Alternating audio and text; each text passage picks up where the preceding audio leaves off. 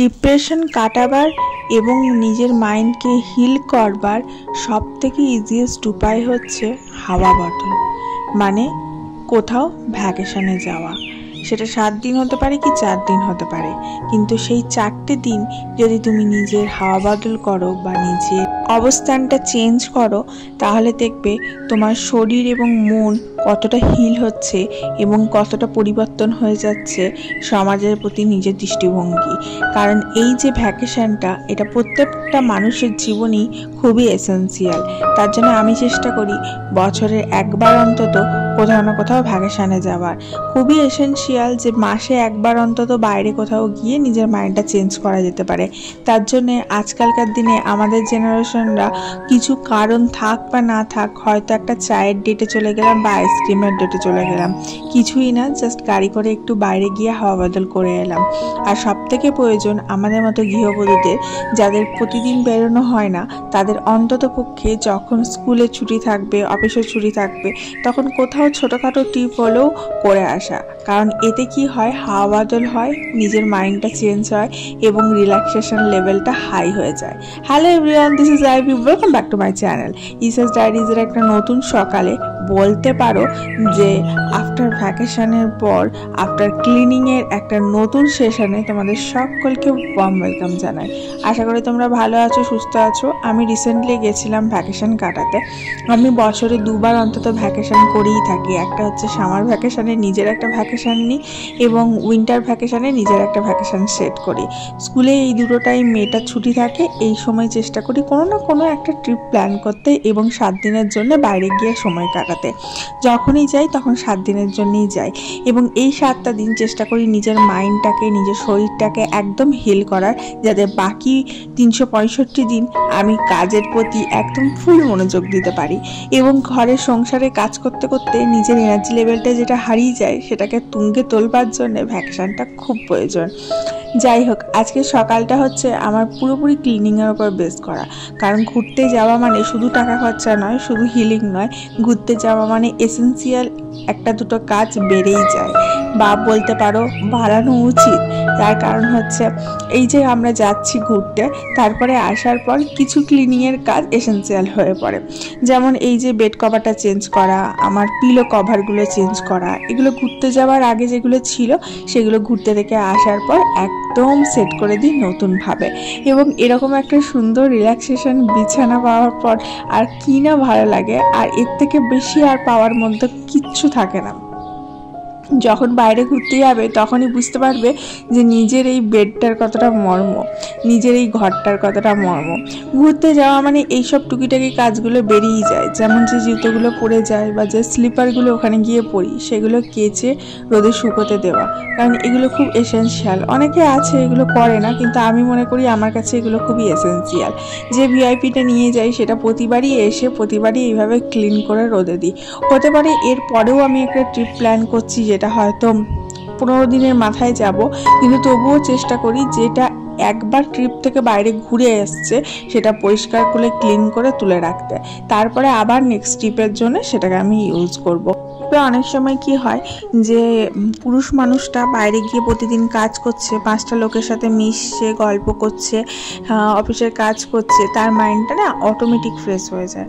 কিন্তু আমরা যারা ঘরের মধ্যে থাকি, বাচ্চার দেখাশোনা, বাচ্চাকে পড়তে দিয়ে আসা বা বাচ্চার কাজ করা বা রান্না করা বা ঘরের কাজ করা, এই সময়ের মধ্যে এই জিনিসের মধ্যে নিজেকে ইনভলভমেন্ট করে রাখি, বাকি অন্য কিছুর মধ্যে নিজেকে ইনভলভ করি না, আমাদের মেজাজটা না আস্তে আস্তে অন্যরকম হয়ে যেতে থাকে।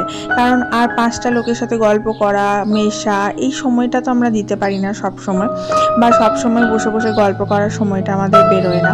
একটা এজের পর সেই গল্প করার সময়টা চলে আসে, যখন বাচ্চা বড় হয়ে যায়, বাইরে পড়তে চলে যায়, তখন সেই সময়টা পাওয়া যায়। কিন্তু যতক্ষণ বাচ্চা আপ টু দ্য তোমার একদম কোনো একটা বেসিক লাইন নিয়ে যতক্ষণ না বড় কলেজে যাচ্ছে, ততক্ষণ অবধি বাচ্চার পেছনে অনেকটা সময় যায়, তখন আর সেই সময়টা পাওয়া যায় না গল্প গুজব করা বা বাইরে আড্ডা মারার মতো, যেটা পুরুষ মানুষরা করতে পারে। আমরা মহিলারা ঘরের কাজ, রান্না বান্না এইসবের মধ্যেই ম্যাক্সিমাম সময়টা কাটে যা হয়, এবং এর ফলে কি হয়, মেজাজটা একটুখানি খিটখিটে হয়ে যায় এবং মেন্টালিটিটা অন্যরকম হয়ে যায়।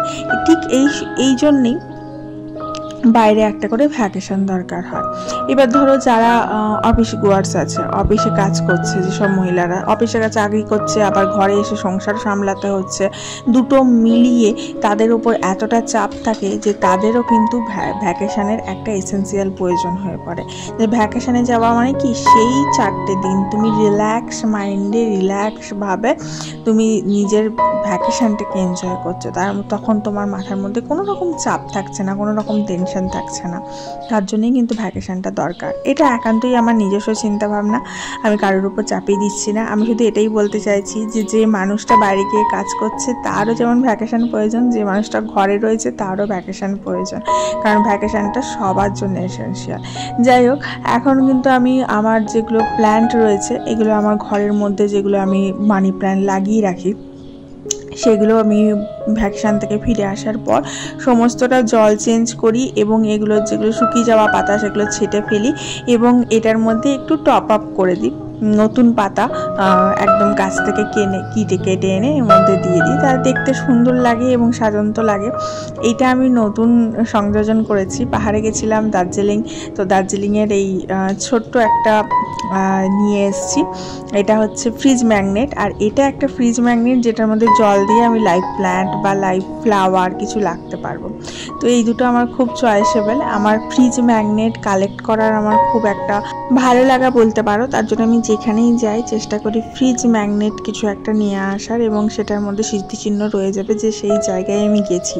যেমন ধরো ভাইজ্যাক গেলাম, পুরী গেলাম, দার্জিলিং গেলাম, এরকম আর কি, কালিম্পং গেলাম, তো যেখানে যেখানে গেলাম সেখানকার ফ্রিজ ম্যাগনেট নিয়ে এসে এইভাবে স্টিক করে রাখি আমি ফ্রিজে। তো তার মধ্যে নতুন সংযোজন এই দুটো ঘটিয়েছি। এখন কিছু টপ আপ করে নেবো, যেমন কিছু কিছু জিনিস এসেন্সিয়াল শেষ হয়ে যায় যাওয়ার সময়, সেগুলো আমি আর ভরি না, সেগুলো আমি পরিষ্কার করে রেখে দিয়ে যাই এবং এসে এগুলো ফিল আপ করি। যেমন তেলের ডিব্বা, চিনি, এই সমস্ত কিছু যেগুলো শেষ হয়ে যায়। তেলটা আমি প্রায় সময়ই চেষ্টা করি যে ডসন আছে সেই ডসনটা শেষ করে দিয়ে একদম পরিষ্কার করে ধুয়ে রেখে দিতে এবং এসে সেটা আবার ফিল আপ করি। এটা বরাবরের অভ্যাস। চিনি এবারে শেষ হয়ে গেছিলো, সেটা পরিষ্কার করে রেখে দিয়ে গেছিলাম, এখন ফিল আপ করছি। তো এই সমস্তগুলো চেষ্টা করি করবার, আর তার জন্যই বলছি যখন ফিরে আসি তখন একটু কাজটা বেড়ে যায় 1-2 দিন। তারপরে এগুলো সমস্ত করে নিলে কি হয়, আবার সেই গতানুগতিক ধারাবাহিক চলে আসে সুন্দরভাবে। তার মধ্যে সবজি আনা আছে, সবজি ফিল আপ আছে, তারপরে তোমার রান্নাঘরে জিনিসপত্র একটু পরিষ্কার পরিচ্ছন্ন করা আছে, গাছগুলোকে একটু যত্ন করি, গাছগুলোকে জল দেওয়া, গাছগুলো যেগুলো শুকিয়ে যায় সেগুলো ছেটে দেওয়া, এই সমস্ত কিছু আর কি। এইগুলোর মধ্যে এগুলো একটু বেড়ে যায়। যাই হোক, তোমরা যারা ভিডিওটা দেখছো তারা কিন্তু অবশ্যই একটা লাইক করে দিও এবং ভিডিওটা একটু শেয়ার করে দিও বন্ধু বান্ধবের সাথে, আর অবশ্যই চ্যানেলটা সাবস্ক্রাইব করে রেখো, এরকম ভিডিও আরও দেখতে পাবে। এখন আমি একটু সবজিপাতি কেটে নেবো বলতে একটু চিকেন হবে। আমার বর আবার চিকেন মটন খেতে ভীষণ ভালোবাসে, তো সেই চিকেনের জোগাড় আমি করে রাখছি। দিনের বেলা একটু অন্যরকম রান্না করব, মানে সিম্পলের ওপর রান্না করব, কিন্তু রাত্রেবেলা সে চিকেন খাবে আবদার করেছে, তার জন্য আমি পেঁয়াজ রসুনগুলো কেটে রাখছি। এই টিফিন বক্সে ভরে রেখে দেবো, রাত্রেবেলা বার করে যাতে রান্না করতে সুবিধা হয়। আমরা ঘুরে আসার পরই সঙ্গে সঙ্গে অনেকে কি করে যে বাঙালি ঘরে ঘুরে আসার পরই সঙ্গে সঙ্গে মাছ রান্না হয়, মাছ খায়। আমাদের ঘরে কিন্তু সবসময় চিকেন বা মটনই হয়, কারণ আমার হাজব্যান্ড আবার মাংস ছাড়া অন্য কিছু খেতে ভালোবাসে না। তার আবার ওইটা আর কি প্রেফারেন্স আর কি, তাকে আগে ওইটা খেতে হবে তারপর অন্য কিছু হবে। তো এই জন্য একটু কাজটা বেড়ে যায়। তো সবজি বাজারগুলোও ফিল আপ করতে হয়, যেমন বললাম সবজিটা এনে সেটা ধুয়ে তুলে রাখা, সেটাও একটা হ্যাপা। কারণ আমি যখন যাই তখন আমি ফ্রিজ পুরো ফাঁকা করে দিয়ে, ফ্রিজ পরিষ্কার করে দিয়ে, ফ্রিজ বন্ধ করে দিয়ে যাই, এসে আবার সেই ফ্রিজটা চালাই এবং ফিল আপ করি। আলু পেঁয়াজও মোটামুটি শেষ করে দিয়েই যাই, এমনভাবেই আমি হিসাব করে খরচা করি। অল্প বিস্তর যেটুকু থাকে সেটুকু, এখন যেহেতু গরম আছে, শীতকালে এমনিই থাকে, কোনো অসুবিধা হয় না, কিন্তু গরমের সময় কি করি, অল্প বিস্তর যেটুকু থাকে সেটুকু আমি ডাইনিং টেবিলে মেলে দিয়ে যাই। তাতে করে কি হয়, একটা পচে গেলে সেটা তুলে ফেলে দেওয়া যায়, অন্যটার সাথে মেশে না। নাহলে এক জায়গায় কাত করে রেখে দিয়ে গেলে একটা পচে গেলে বাকিগুলোর সাথে মিশে যায় এবং সবগুলো পচে যায়, তখন ফেলতে হয়। তো এই ছোটোখাটো টুকটাক ব্যাপারগুলো করে দিয়ে যাই যাতে করে ভবিষ্যতে সুবিধা হয় আমার। আর দেখো, কথা বলতে বলতে পেঁয়াজ কাটা মোটামুটি কাটা হয়ে গেছে। পেঁয়াজ কুচি করার যে ছোটো একটা হয় সেই কাটিংয়ের, সেটা একটা কিনবো ভাবছি, কারণ কুচি করতে খুব অসুবিধা হয়। এই যে খোলাগুলো ছাড়িয়ে নিলাম, কুচিটা এবার আমাকে উঠে পড়ে, তারপরে আবার করতে হবে স্ল্যাবে। আর আমি সমস্ত কিছুই ছুরি দিয়ে করি। একটা সময় ছিল বঁটি ছাড়া কিছু করতে পারতাম না, তারপরে মেয়েটা ছোট ছিল, বঁটি নিয়ে কাজ করব আর মেয়েটা যদি পড়ে যায় এই রকম ভয়, মেয়েটা ঝাঁপাঝাঁপি করতো। তো তারপর থেকে ছুরিতে করতে করতে এমন অভ্যাস হয়ে গেছে যে এখন আমি সমস্তটাই ছুরি দিয়ে করি এবং সেটাই আমার কাছে বেশি মনে হয় কমফর্টেবল জিনিস লাগে।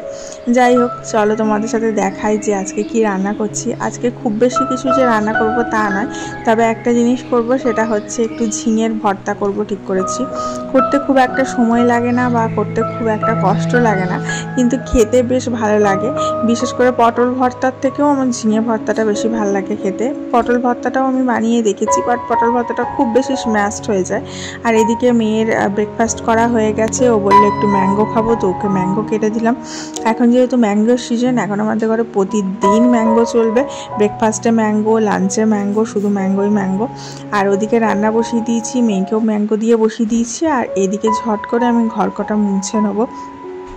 এই যখন ঘুরে আসি তখন ব্যালকনি ধুয়ে ঘর মুছে একটু সময় লাগে, আর চেষ্টা করি একটু ফিনাইল দিয়ে একটু লবণ দিয়ে ভালোভাবে ঘরটাকে মুছতে, কারণ অনেক দিন যাবত থাকা হয় না, তখন ঘরের মধ্যে ধুলো টুলোগুলো পড়ে।